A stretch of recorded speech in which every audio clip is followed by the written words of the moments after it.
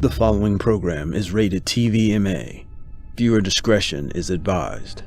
Yvette, between Ta-Nehisi Coates and Bernie Sanders, we've heard more conversation about reparations, it seems, in the last couple of months than we have in a long time.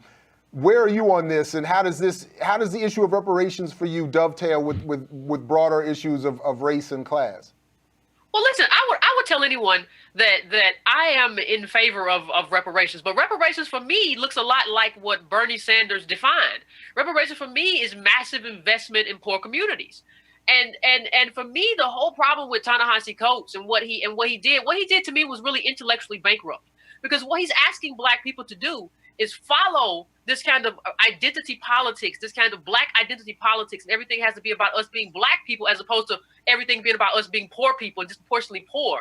And he wants us to follow down that road, which really is a road to nowhere. It leads to a goose egg. The most interesting thing to me about what Ta-Nehisi Coates said in terms of how he defined reparations is that he never really defined reparations. And when you ask him about, hey, what does reparations look like and what is it supposed to be? He says, well, I don't have all the answers. Well, what you really don't have is an argument. You haven't defined reparations for yourself, but you're telling me that what Bernie Sanders has here doesn't go far enough. And I would ask, like he said in a more recent piece, he says, Black people have more concentrated poverty. Black people are even more poor than white people, than white poor people. That's who we are. Well, that's true. But that really guts his case, because if you really know how poor we are as Black people, then you know that, okay, cutting us a check ain't gonna get it. And what we need is real infrastructure and real investment from the government. Everything from healthcare, everything from free college education. I mean, when you look at Flint, Michigan right now, that's just perfect for me. You can't give Black people a check for Flint and say, okay, deal with your stuff. This is something that's going to take massive investment from the government to fix. And so the real intellectually bankrupt part of Coates' argument is that he doesn't define an argument for himself other than say, you know what, Black people are really, really poor.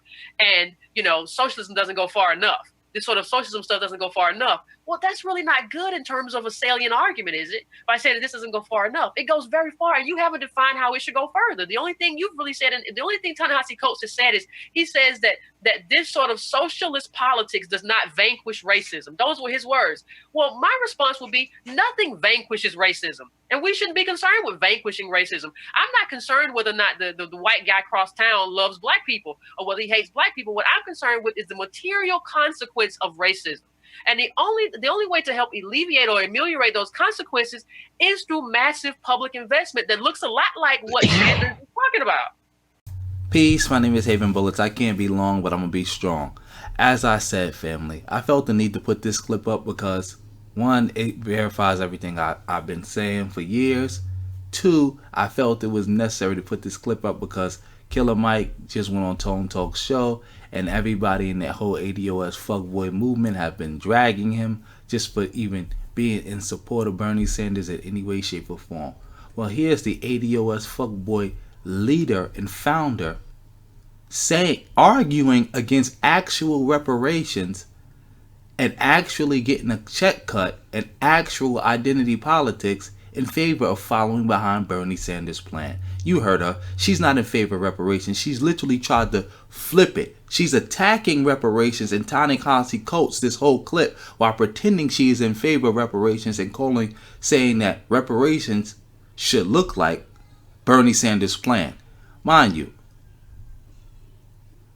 again, if you listen closely the way she worded it, she never said she was actually in favor of reparations. She said yeah, I'm in favor of reparations looking like Bernie Sanders' plan, which is not reparations because Bernie Sanders' plan applies to everybody. Like she so put it about poverty and about how his plan more focuses on poverty, and she attacked identity politics. But the whole ADOS fuckboy movement is about identity politics.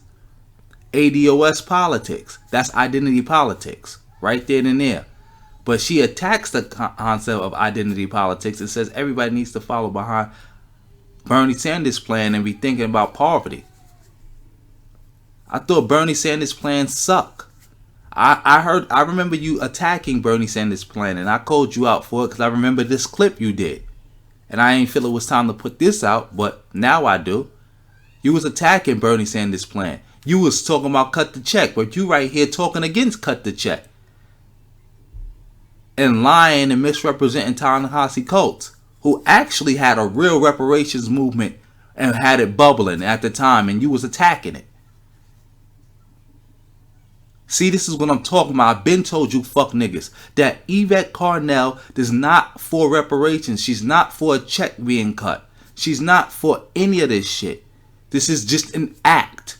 Anytime black people are doing something, she's trying to derail it. Again, you heard her in this clip attack identity politics. You heard her in this clip attack reparations. You heard her in this clip attack Ta-Nehisi Coates. You heard her in this clip big up Bernie Sanders and say we need to not even focus on identity politics. We need to be focusing on poverty and all this other stuff. You heard her. I told you, she not who you think she is, man. She didn't start that whole reparations 2020 and cut the check stuff. She just started rolling with it because she felt it could bring more clout to her. Remember, Tariq started reparations 2020, and the reason why everybody connects it to the ADOS fuckboy movement is because he was trying to steal the ADOS fuckboy movement from Yvette Carnell. And she shut that shit down. That's why he's starting his own little fuckboy foundational black Americans bullshit. I told you niggas, how you feel? And I'm gonna end this video here. Like, share, subscribe, drop me a comment, tell me what you think. And on that note, family, reach me something if you can, and peace.